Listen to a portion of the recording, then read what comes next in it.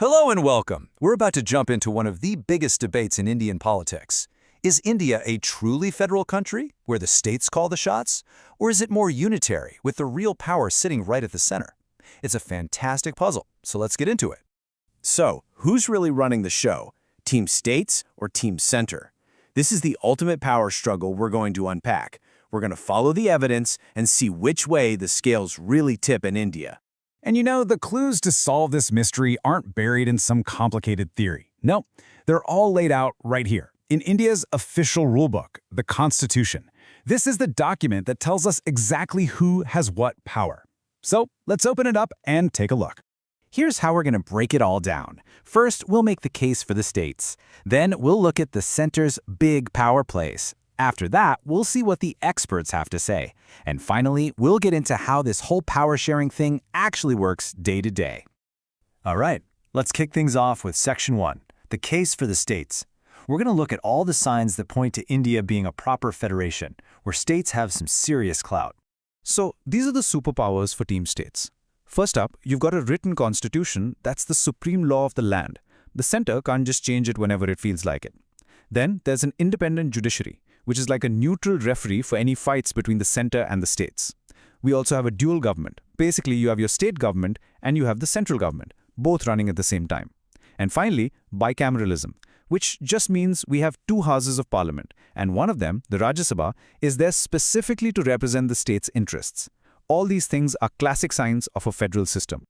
But hold on, if you think Team States has this in the bag, you're in for a surprise. The story is definitely not over yet. In fact, a huge twist is coming right up.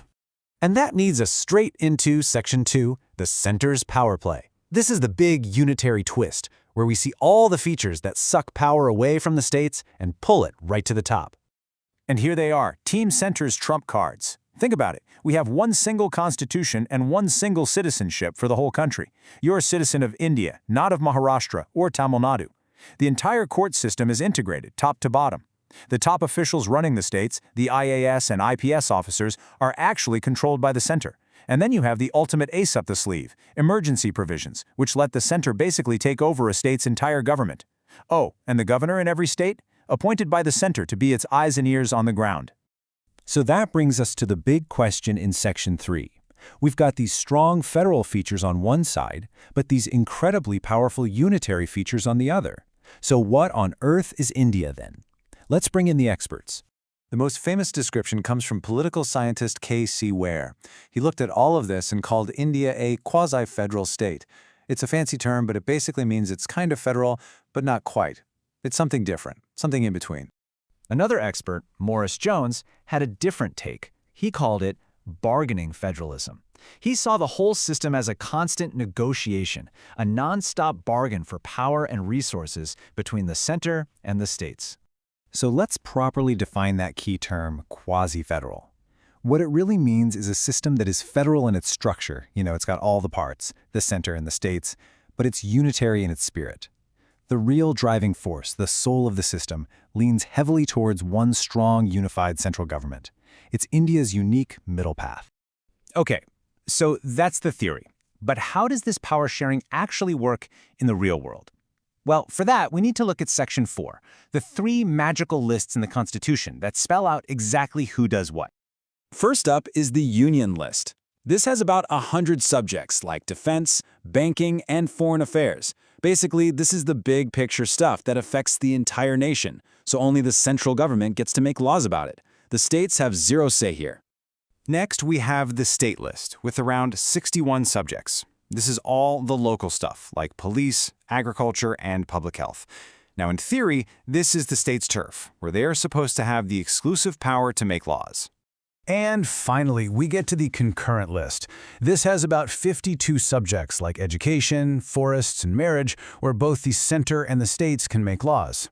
But, and listen closely because this is the real kicker, if there's ever a conflict between a central law and a state law on the same subject, the central law always wins. That one little rule tells you everything you need to know about where the ultimate power lies.